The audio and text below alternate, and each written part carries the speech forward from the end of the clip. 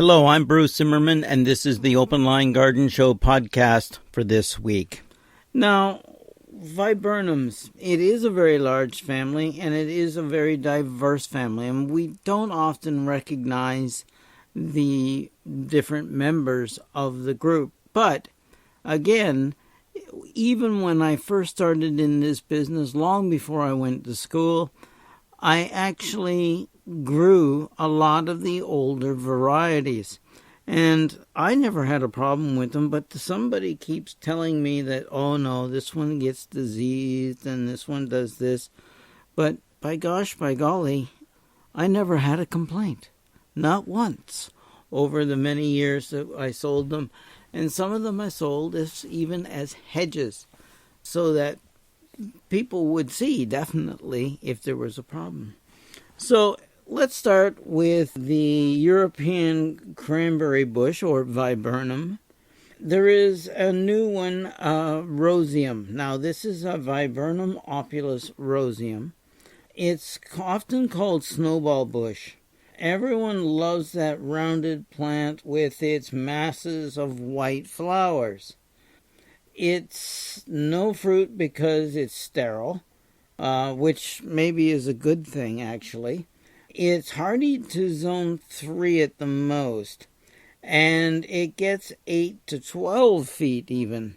And the good thing about this is that it's a very, very good show in late spring. We're looking at balls of white that are not fragrant, that can grow fairly quickly, fairly easily, and like most of these in the group, do not like wet feet. So that will be something that you want to avoid. It has the balls of white flowers that are at least 3 inches across. And, of course, the fall color is more or less a little bit of maroon, but you won't get a lot with this one. Deer resistance, white flowers, late spring. So that's a great one. And then there's the other variety of European cranberry bush. This is O Canada. It's a newer variety. It's very colorful. It has bright yellow maple-like leaves. So it is really quite different from Roseum. The Roseum sort of has a maple leaf, but not as predominantly as O Canada. The leaves are flushed with a dark orangey red in the spring and early summer. It takes part shade, but only in our much warmer zones. So we'll just, in this area, we'll put it in full sun. Hardy to zone 3, 6 to 8 feet, late spring bloom. I would say that this one would be the one that you would plant over Roseum. O Canada Viburnum. It's a European cranberry bush. Then there's the snowball Viburnums. Now, the first one is Viburnum plicatum tomentosum. This is Marizii. It has very distinctive branching, such that when you see it, you're going to know, oh, I think this is, and you're going to probably be right, because there's not a lot of plants that have horizontal branching.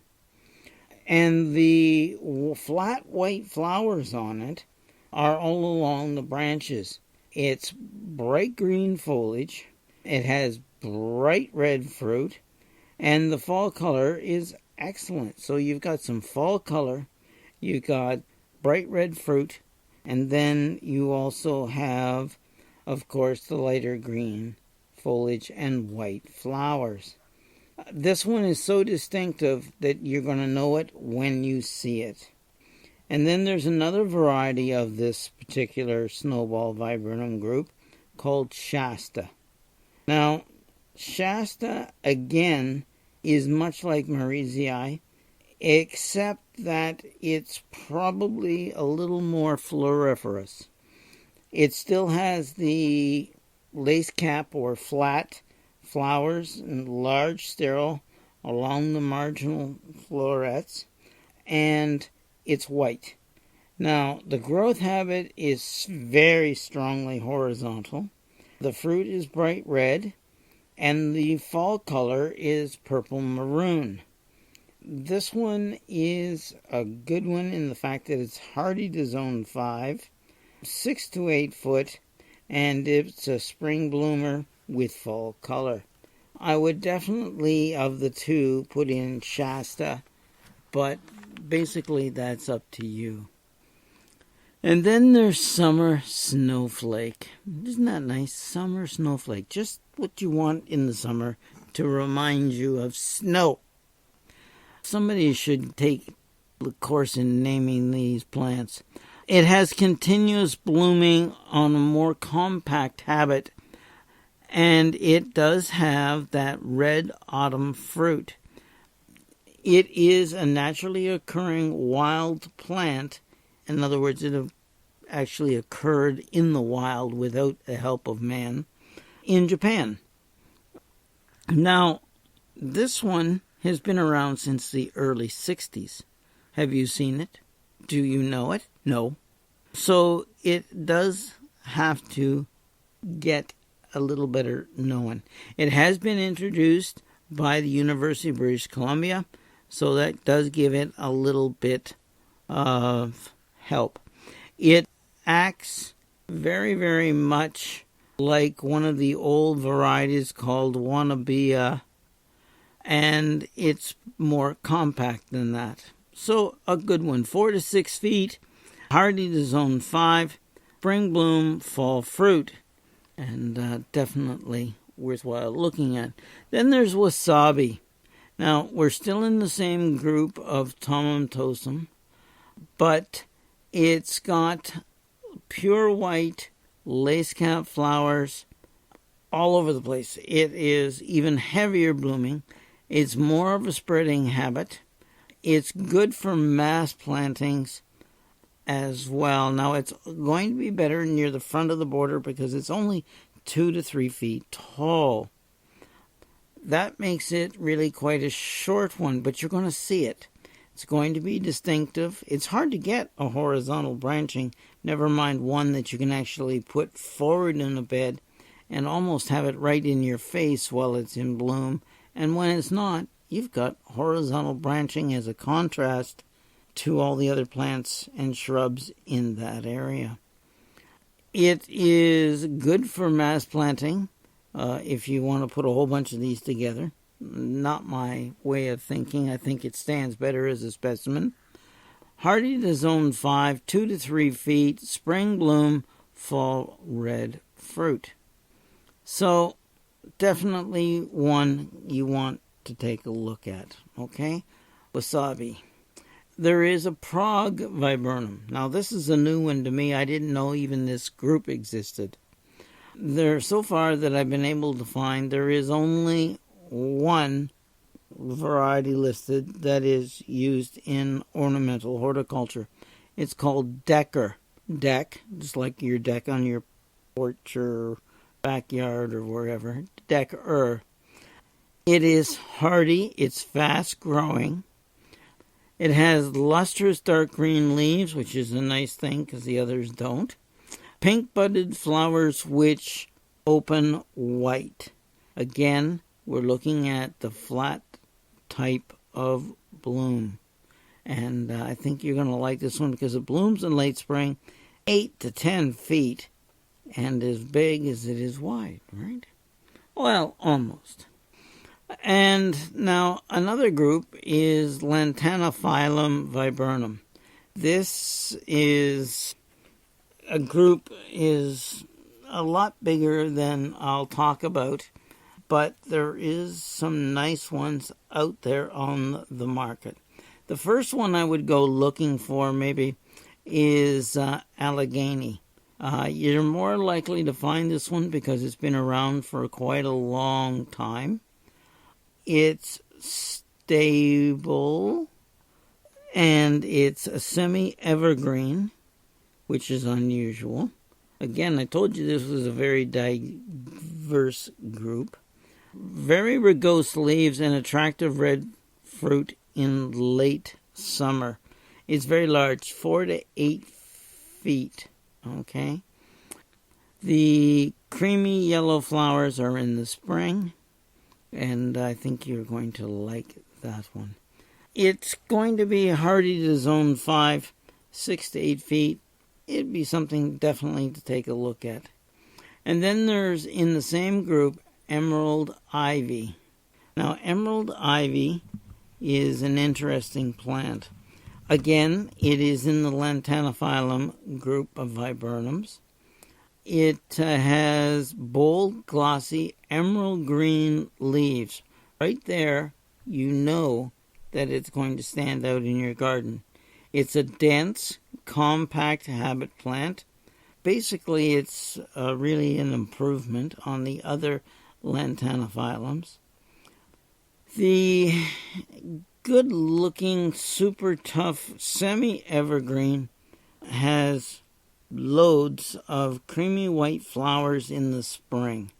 So, lots of flowers, glossy leaves, definitely worthwhile taking a look at. A little more compact. We're looking 6 to 8 feet, but it's only hardy to zone 6. You may have a hard time finding this one in this particular area, but a little further south, of course, it's probably very, very popular. And then there's red balloon. This Lantanophyllum is showy, easy to grow. It is compact.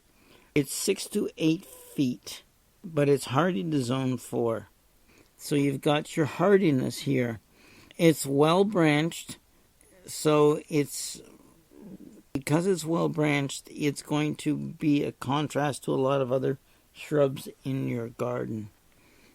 It brings in spring a ton of white flowers, bright red fruit in the late summer, and I think you're going to find that in the fall that the fruit actually goes and persists into fall.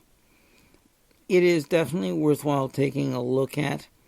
My best thing that you should know about this one, to enhance the fruiting of red balloon, you're going to need another one of the plants, either Allegheny or a Michigan, which is another one I have not talked about, but I would go with the Allegheny as well, just because it is such a different looking plant.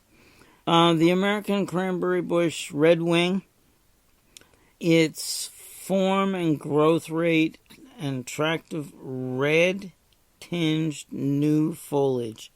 That's pretty good if you've got something that is going to need to give you good show first thing in the spring as the foliage, or all the way through as new foliage emerges. It flowers in the spring. It's allowed to be persistent. Okay, the flowers. Bright red fruit is also persistent in the fall. And the fall color is bright red to wine red. It is a native. It's hardy to zone 2. So we're talking tough. 8 to 9 feet, so it is a biggie, and it blooms in the late spring, white flowers, and I think you're going to like this one in a much bigger, more native setting, or in large properties or borders. I think this one is going to be very, very pretty, but again, big, tough. Big and tough. If you're looking for big and tough, not a bad thing.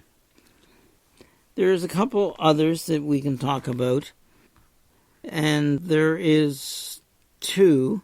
One is Handsome Devil, and it's got glossy evergreen viburnum leaves that are green, burgundy, and orange bronze. And the new growth in autumn will have those colors. It's quite compact and dense, so not a bad plant if you can find one. Again, this one is only hardy to zone 7, so you probably will have a hard time, but many people will either try and push our zones, since if you listened last week, you know that we are now 7A in St. Catharines. And definitely one to take a look at. 6 to 8 feet, early summer bloom, white. Shiny Dancer, still a compact viburnum. It's 3 to 5 feet, hardy to zone 6. It has a semi-evergreen foliage. The foliage it's going to drop is going to be burgundy red in late autumn. It's easy to grow, and you need another one of the viburnums to actually give you a extra good set of dark red fruit in the fall. So lots of ivory white flowers on the shrub in the spring, nice colored foliage, semi-evergreen, something to take a look at, but hardy only to zone 6, 3 to 5 feet, blooms in late spring, white flowers. So there's some definitely great viburnums for you to choose from. I'm sure you didn't realize there is that many different types of viburnums, and I think we should give it more space in our garden as a group. Pick and choose what you've got, because you got a lot to choose from that fits your gardening style and, of course, your garden. I'm Bruce Zimmerman. This is the Open Line Garden Show podcast for this week.